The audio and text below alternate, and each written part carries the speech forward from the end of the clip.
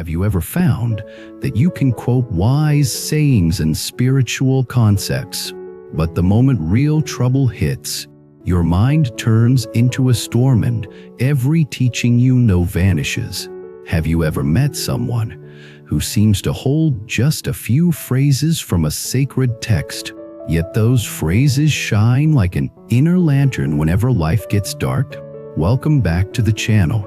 Today we are going to walk hand in hand with 5 famous lines from the Diamond Sutra, not as abstract philosophy, but as living medicine for modern problems: anxiety about money, fear of failure, attachment in relationships, and the endless chase for identity.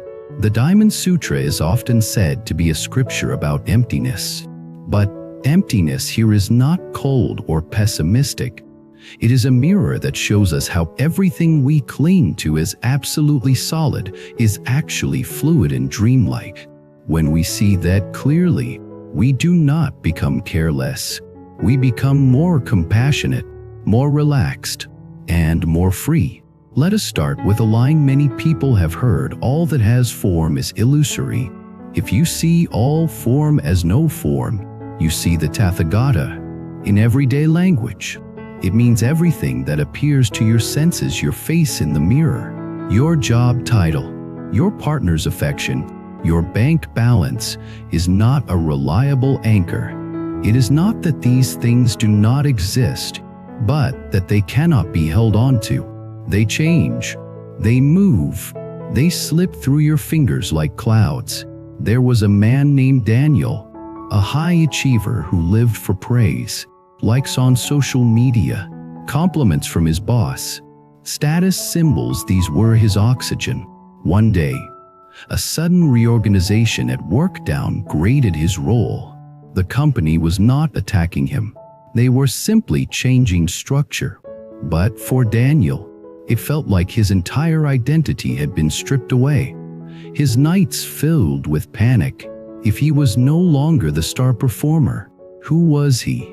In the middle of this crisis, someone shared with him that line from the Diamond Sutra, undated, a simple comment: you are not your name card. You are not your title. You are not the number in your account. These are like costumes in a play. The actor is deeper than the costume. At first, Daniel rejected it. It sounded like spiritual sugar minus coating. But his suffering eventually became so intense that he was willing to try anything.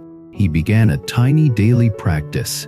Whenever he felt anxiety rising, he would silently repeat, all that has form is illusory. Then he would ask himself, what am I clinging to right now as absolutely real? The judgment of others?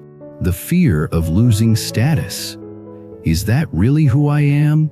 Slowly, something softened. He still cared about doing a good job. He still felt uncomfortable about the change, but the total collapse of identity he had feared did not happen. Underneath the costume of successful professional, there was a human being who could still breathe, still love, still learn, even without the old title. By seeing form as no form, he was not denying his outer life. He was freeing his inner life. Another powerful line says, if a bodhisattva has the notion of self, person, living being, or lifespan, he is not a bodhisattva. In other words, if you want to walk the path of compassion, you cannot be obsessed with your own image. You cannot constantly separate I from you, us from them.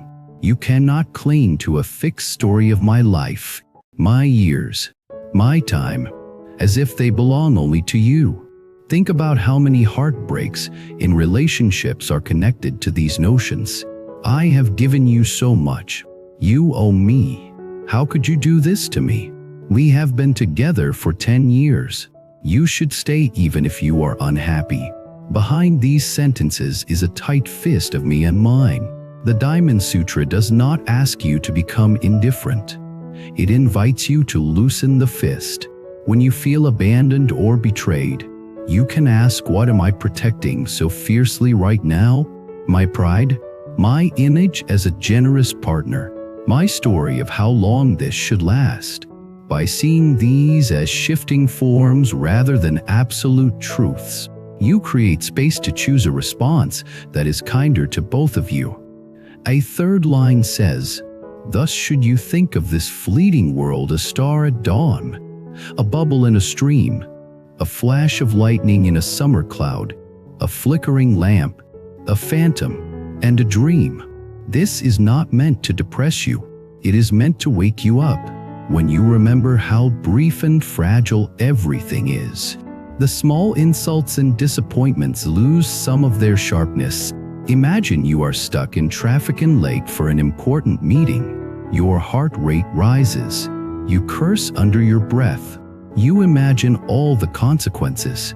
Then suddenly you remember lightning, bubble, dream. You look outside and see an elderly person slowly crossing the road, a child laughing on the sidewalk. For a moment you step out of your own drama and realize that everyone around you is also living in their own brief movie. One day, the meeting you are rushing to will not matter. What will matter is how you treated yourself and others along the way. The fourth teaching we can hold like a mantra is, give without attachment to signs. That is, when you give, do not cling to the idea of "I am the giver." You are the receiver. And this is the gift. Just give. In modern life, we often keep a secret, emotional ledger. We remember what we have done for others and feel hurt if they do not respond the way we expect. The Diamond Sutra suggests another way: give what you can, from a heart of kindness. Then let it go into the ocean of cause and effect. This does not mean you allow yourself to be abused or stay in one-sided relationships. It means that when you choose to help, you do it as a practice of generosity and awakening, not as a bargain. If gratitude comes back to you, beautiful. If not, that too is part of the teaching about emptiness. Even gratitude is a form that comes and goes. Your real reward is the expansion of your own heart. Finally, perhaps the most famous phrase sums up the entire spirit of the Diamond Sutra: let the mind arise without dwelling anywhere. In simple terms, do what needs to be done. Love who is in front of you. Take care of your responsibilities.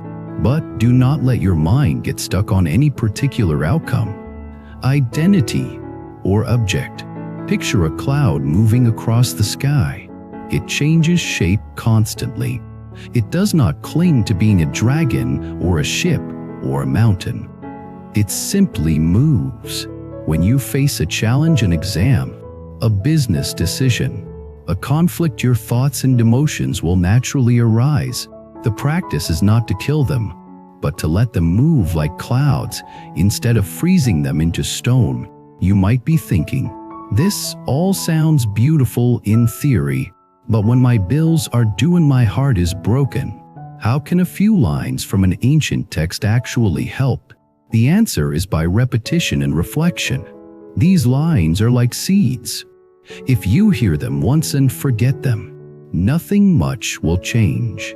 But if you choose one that speaks to your current pain and make it your companion, repeat it on the bus, write it on a sticky note, breathe with it when you want to explode, over time, it will carve a new path in your mind.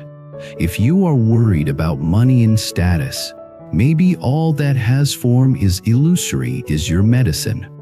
If you are tangled in resentment about what someone owes you, maybe give without attachment to signs is your mirror. If you are gripped by fear of aging and death, maybe a star at dawn, a bubble in a stream is your reminder of the sacredness of each moment. You do not need to understand the Diamond Sutra intellectually from beginning to end.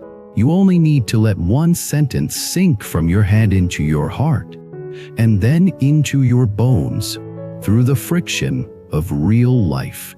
I invite you now, which of these lines touches you the most today? How might you carry it into your week as a quiet friend? Not to escape reality, But to see it more clearly and lovingly, share in the comments. Your insight could illuminate someone else's path. And as always, if this exploration feeds your spirit, remember to like, subscribe, comment, and consider supporting the channel as a member so we can keep walking this diamond minus sharp, compassion minus soft path together. There comes a time when you realize you want something that belongs just to you, something that brings comfort and keeps you connected to your inner world. Wall-crafted bracelet does exactly that. Quietly, softly, and consistently. If you felt drawn to any bracelet in this video, you'll find the purchase link in the video description and many more auctions in the channel's storefront. Because sometimes the smallest item can bring the biggest sense of peace.